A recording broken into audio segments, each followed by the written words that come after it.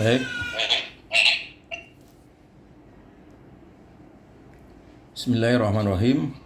Assalamualaikum warahmatullahi This meeting is wabarakatuh. being recorded. Waalaikumsalam warahmatullahi wabarakatuh. Alhamdulillah, wassalatu wassalamu ala rasulillah wa ala alihi wa ashabihi wa man sara ala nahjihi ila yaumil qiyamah wa la hawla wa la quwwata illa billah. Allahumma anfa'na bima 'allamtana wa 'allimna ma yanfa'una wa zidna ilma. Baik, ahibati fillah, kita lanjutkan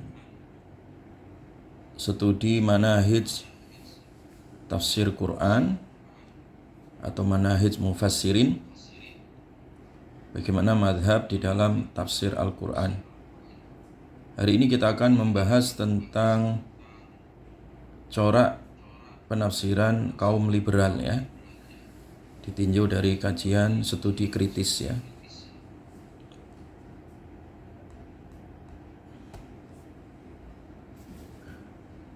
Jadi akhir-akhir ini juga muncul ke permukaan terkait tafsir liberal ini ya. Jadi tafsir liberal ini dimunculkan oleh beberapa kalangan akademisi yang terkena syubhat ya, pemikiran, terpengaruh oleh metodologi hermeneutika ataupun terpengaruh oleh corak pemikiran sarjana-sarjana barat ya. Nah, tafsir liberal ini itu berupaya untuk memahami dan menjelaskan makna dari Al-Quran secara bebas ya, tanpa mengindahkan kaidah-kaidah baku di dalam tafsir Al-Quran ya. Karena mereka melihat tafsir-tafsir klasik itu ketinggalan zaman ya, tidak relevan dengan tantangan masa kini ya. Sehingga mereka berupaya dengan pola tafsir liberal itu ingin menempatkan ya ayat-ayat Al-Quran itu di bawah kepentingan perkembangan zaman ya, melakukan studi relevansi terhadap keadaan-keadaan masa kini ya, dan mereka melakukan studi kritis ya terhadap ayat-ayat baku, khususnya ayat-ayat terkait dengan masalah al-hudud ya, ayat-ayat Al-Quran yang terkait dengan masalah hukum rajam, hukum kisos ya, hukum waris ya, terkait masalah jilbab ya, dan terkait juga dengan hal-hal yang terkait masalah-masalah sosial ya. Nah, kemudian mereka melakukan tuduhan sepihak terhadap Al-Quran ya. Mereka menganggap Al-Quran itu hanyalah al-intaj ats-tsaqafi ya, produk dari budaya Arab ya. Jadi perlu dikritik karena sudah tidak relevan dengan perkembangan zaman ya. Jadi itu asal muasal ya, munculnya tafsir liberal itu seperti itu ya.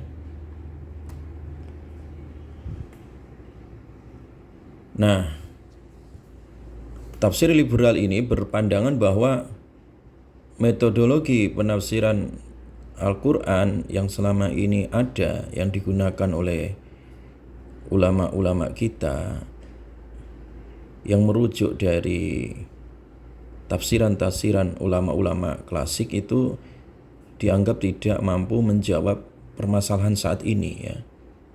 Dan mereka mengkritik bahwa metode tafsir klasik itu dianggap sempit ya, terlalu mentuhankan teks istilah mereka ya. Dan mereka juga menuduh tafsiran-tafsiran klasik itu tidak realistis gitu ya. Ya, dan tidak cocok dengan akal ya, kekinian, dan kurang maksimal gitu ya di dalam merumuskan konsep kemaslahatan ya. Dan tentunya tuduhan-tuduhan ini tidak benar ya. Nah dulu kalau di Indonesia itu di kalangan akademisi yang punya pemahaman liberal seperti ini seperti Abdul Muqsid Al-Ghazali, kemudian Ulil Absar Abdallah ya, dan itu penggagas dari jaringan Islam liberal ya, di Indonesia. Tentu itu adalah gagasan-gagasan yang tidak memiliki landasan yang kuat ya, karena hanya semata syubhat atau kaget terhadap pemikiran-pemikiran barat yang dianggap lebih moderat itu ya, atau pemikiran-pemikiran sarjana-sarjana liberal Timur Tengah yang dianggap lebih maju gitu ya. Jadi orang-orang liberal itu ya intinya sih kena syubhat pemikiran ya, kena ghazul fikri ya. Walaupun asal muasalnya mereka juga anak-anak pesantren ya santri dulunya, teman ketika terjun di dunia kampus ya, kemudian berhadapan dengan pemikiran-pemikiran kontemporer, itu dicerna mentah-mentah dan tidak selektif ya, sehingga mudah memberikan apresiasi atas nama moderat ya, atau atas nama moderasi ya, atau atas nama lebih berkemajuan gitu ya. Dan itu juga banyak pengikut-pengikutnya di dalam dunia pemikiran ya. Dan apalagi di tengah arus media sosial yang begitu deras, mereka juga menjajakan pemikiran-pemikiran liberal ini melalui tulisan-tulisan di media sosial ataupun di dalam buku-buku ataupun jurnal ya. Dan sebenarnya liberalisasi tafsir itu sifatnya tidak hanya marak di Indonesia tapi juga di Timur Tengah ataupun di Barat maupun di Eropa ya. Nah, salah satu tokoh yang digandrungi di dalam pemikiran tafsir liberal itu adalah Hamid Abu Zaid ya, Nasr Hamid Abu Zaid ya. Ini sebenarnya dulu di Mesir dia ini ya. Cuman ketika mengajukan jabatan fungsional profesornya di Al-Azhar ditolak ya, akhirnya dia kabur ke Leiden University ke Belanda, dan akhirnya oleh orang-orang orientalis ya itu dirangkul ini tokoh satu ini ya, Nasr Hamid Abu Zaid.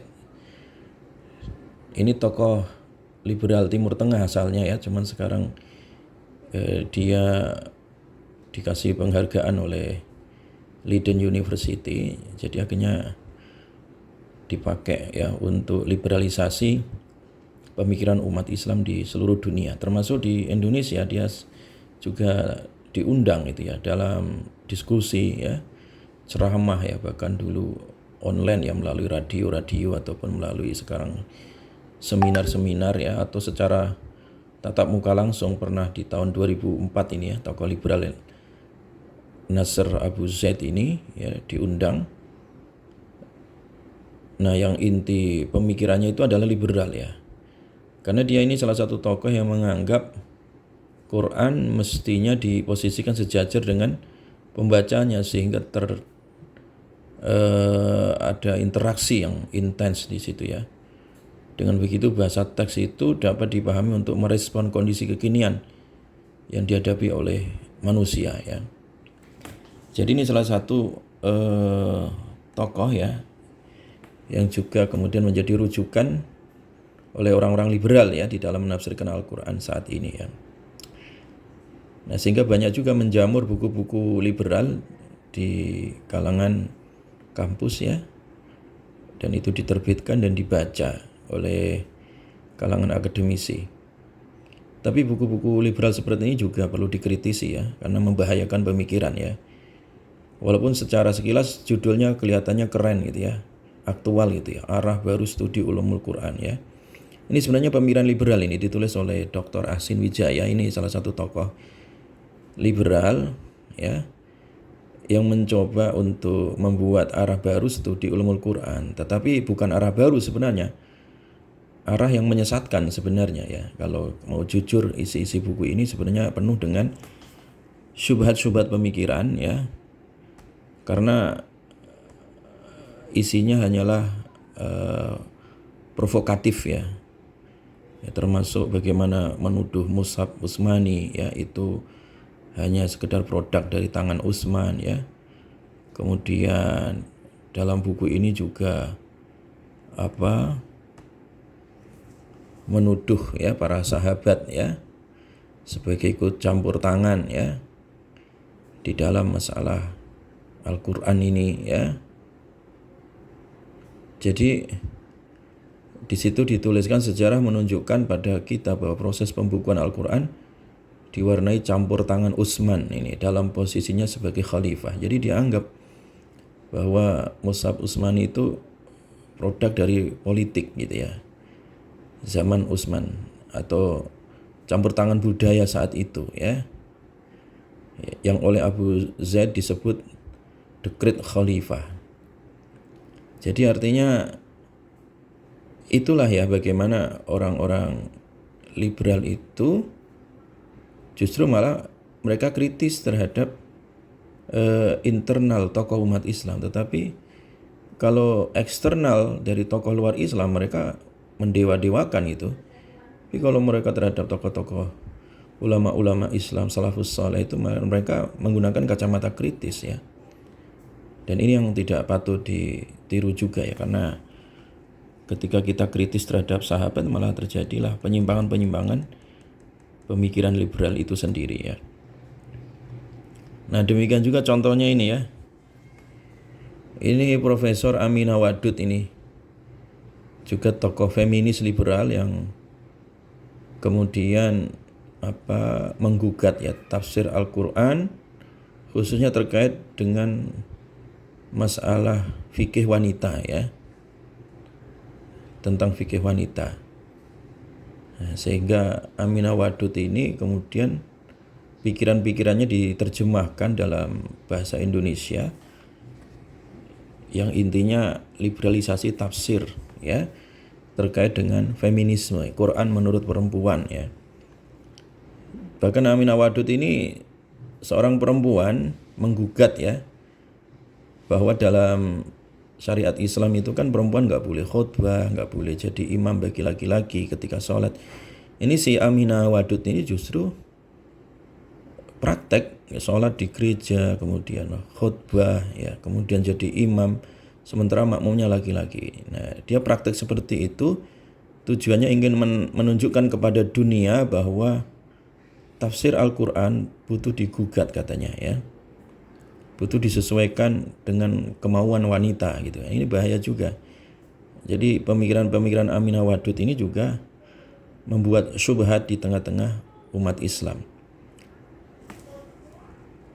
Nah, kemudian corak berikutnya ya. Mereka itu telah banyak merusak daripada tafsir-tafsir baku ya, tafsir-tafsir yang sudah baku ditafsirkan oleh para ulama-ulama kita, kemudian mereka melakukan penggugatan ya, melakukan studi kritis ya, dan merusak dari makna asli kandungan Al-Qur'an itu sendiri ya. Misalkan terkait masalah jilbab ini di surat Al-Ahzab ya, ayat 59 ya. Tentang masalah jilbab ya.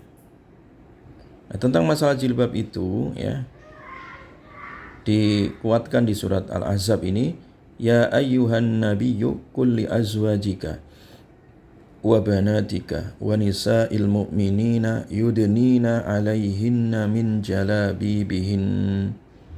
Wahai Nabi, katakan kepada istri-istrimu, anak-anak perempuanmu, dan juga perempuan-perempuan kaum mukminin ya, supaya mereka itu menjulurkan ya, memanjangkan jilbab mereka. Dzalika adna ay yu'rafna fala yu'dzain ya. Jadi itu sebagai ciri khas ya perempuan muslimah, dan supaya tidak juga disakiti ya. Jadi ayat ini jelas ya bahwa kewajiban bagi setiap perempuan itu memakai jilbab, ya kan? Ayatnya jelas ya. Berlaku untuk istri Nabi, anak Nabi dan juga umatnya Nabi SAW, kaum muslimah wajib pakai jilbab. Ayat ini jelas ini Al-Ahzab 59. Nah, kemudian orang-orang liberal menafsirkan ayat ini ya dengan penafsiran secara bebas ya, berdasarkan hawa nafsu mereka ya. Mereka menganggap bahwa jilbab itu ya hanyalah tradisi lokal Arab ya. Artinya nilai-nilai yang memang ditanamkan pada masyarakat Arab waktu itu. Nah, adapun untuk masyarakat Indonesia atau masyarakat di luar Arab gitu ya, itu sudah nggak relevan ya, sudah tidak relevan. Karena masing-masing daerah memiliki tradisi pakaian sendiri-sendiri. Nah, itu cara mereka menafsirkan ayat itu yang sudah baku tentang wajibnya jilbab, kemudian mereka mencoba merubahnya gitu. Sehingga mereka menganggap jilbab tidak wajib karena jilbab hanya pakaian tradisi Arab. Kalau orang Indonesia ya tidaklah berjilbab ya, hanya pakai baju lokal misalkan, atau pakaian orang Asia atau pakaian orang Barat atau Eropa. Nah, penafsiran liberal seperti ini ya itu banyak sekali merubah hukum baku yang telah diturunkan oleh Allah, dan itu bahaya ya. Walaupun mereka itu kemudian mencoba menafsirkan secara bebas atas nama kontekstual ya, secara historis dan juga substantif katanya ya. Jadi kontekstual, historis, substantif ya. Jadi mereka tidak mau secara teks apa adanya, tapi melakukan studi kontekstualisasi ayat ya. Tapi tidak pada tempatnya juga. Dan mereka melakukan studi kritis historis sejarah ya. Dan juga mereka menawarkan mana yang substansi gitu ya. Ya, tafsiran-tafsiran yang substantif itu seperti apa. Yang penting kan rapi katanya, yang penting kan sopan katanya. Nah, inilah kemudian mereka mengaburkan batasan-batasan dan juga mengaburkan istilah-istilah itu. Ya, jadi itu syubhat ya dari tafsiran orang-orang liberal. Nah, kemudian juga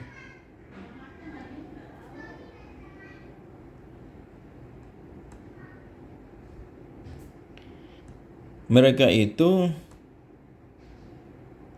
mengkritisi tadi ya dengan cara pengkajian-pengkajian melalui jurnal maupun melalui buku tadi ya, dengan atas nama kontekstualisasi atau dengan atas nama studi kritis terhadap historis Al-Quran ya, sejarahnya dikritik, kemudian atau mereka menawarkan hal-hal yang substansial gitu ya.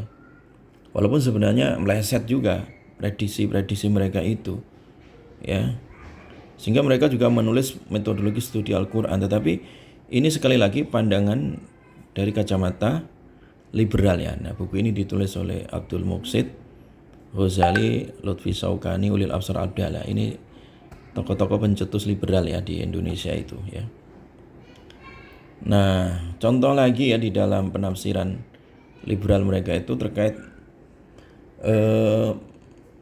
masalah-masalah ini ya, masalah-masalah hudud ini ya, masalah pidana ya.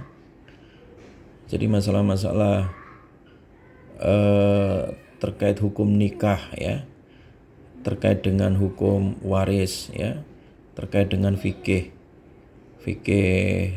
perempuan ya. Itu mereka lakukan studi kritis ya. Jadi misalkan terkait hukum hudud ya, potong tangan misalkan ya.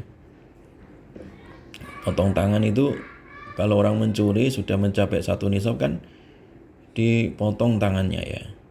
Nah, kalau tafsiran liberal dianggap nggak relevan karena bertentangan dengan HAM katanya. Ya padahal sebenarnya hukum potong tangan itu kalau seandainya dipraktekkan oleh suatu negara, justru kriminalitas ya itu bisa ditekan ya, aman itu ya satu masyarakat kalau ditegakkan hukum potong tangan. Tetapi sama orang-orang liberal mereka kritisi ya, mereka tidak setuju ya, karena dianggap itu nggak manusiawi atau dianggap itu bertentangan dengan HAM ya. Demikian juga masalah hukum waris misalkan ya. Kenapa laki-laki 2 bagian, perempuan 1 bagian, itu mereka juga menganggap itu tidak adil. Oleh karena itu harus dikritisi ya. Nah, ini contoh-contoh ya, masalah waris, masalah poligami ya, kenapa laki-laki boleh nikah 4 ya, istrinya 4, kalau perempuan kok hanya boleh 1 suami. Itu hal-hal yang seperti ini mereka kritisi ya, termasuk masalah akad nikah, tolak, rujuk, ya, pinangan ya. Itu semua mereka kritik ya, karena dianggap tidak sesuai dengan keadaan zaman. Nah, cara-cara seperti ini itu tidak dibenarkan ya, karena cara ini cara liberal yang justru tidak ada dasar ya. Secara keilmuan fikihnya keliru ya. Secara usul tafsir tidak masuk juga ya. Dan intinya tafsir liberal itu nggak ada usul ulumnya, tidak ada kaidah-kaidah baku keilmuan yang nggak ada. Makanya sebenarnya tafsir liberal ini hanyalah tafsir subhat sebenarnya ya, tafsir subhat ya. Tafsir yang nggak berdasarkan ilmu, hanya berdasarkan hawa nafsu ya. Jadi tafsiran-tafsiran sepihak dari ideologi yang menyimpang atau dari paradigma berpikir yang keliru ya. Karena apa? Karena syubhat tadi ya. Karena syubhat ya. Jadi seperti itu mereka ya. Jadi mereka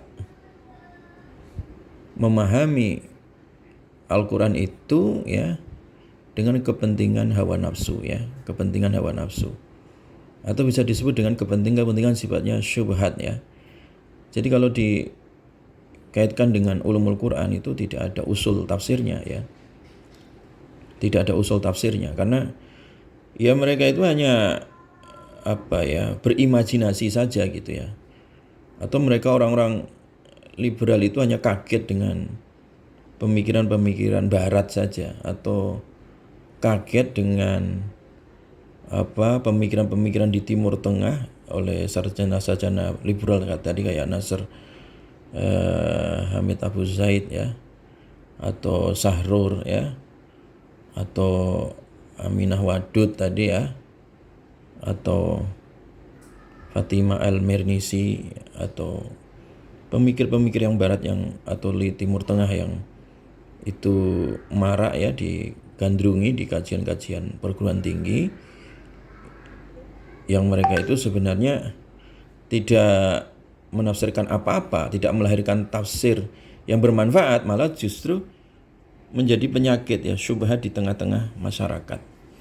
Oleh karena itu Majelis Ulama Indonesia tahun 2005 telah mengeluarkan fatwa ya tentang tafsir liberal ini ya. Pemahaman sekularisme, pluralisme, liberalisme itu bertentangan dengan ajaran Islam. Dan umat Islam haram mengikuti paham-paham tersebut ya.